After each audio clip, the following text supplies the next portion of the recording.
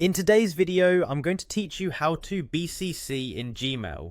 BCC, which stands for Blind Carbon Copy, is a useful feature in email communication that allows you to send an email to multiple recipients without revealing the list of recipients to each one of them. This feature comes in handy for maintaining privacy, preventing your email from being shared among unintended recipients, and avoiding the appearance of a lengthy to field that can sometimes look unprofessional.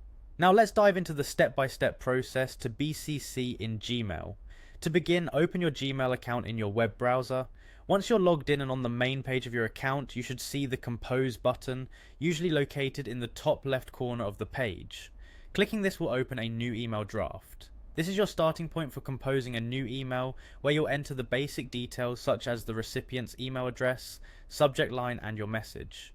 After you've opened your new email draft, look towards the right side of the To field. Here you'll notice a small link labelled BCC.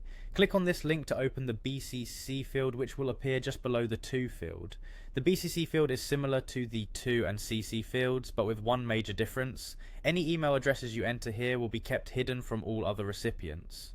Once you've opened the BCC field, type the email addresses of the individuals you want to include in this section. You can enter multiple email addresses here, separated by commas. Keep in mind that recipients listed in the BCC field won't see each other's email addresses, providing that layer of privacy we talked about earlier. Next, go ahead and compose your message as you would normally do. Fill in the subject line and write the body of your email in the space provided. YB3 our email can be as detailed or as brief as necessary. Just ensure it communicates the desired message to all your recipients. Before sending your email, take a moment to review it. Ensure that all the email addresses have been entered correctly and double checking your message for any errors.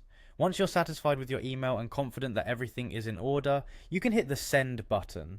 And that's it. You've now successfully learned how to use the BCC feature in Gmail.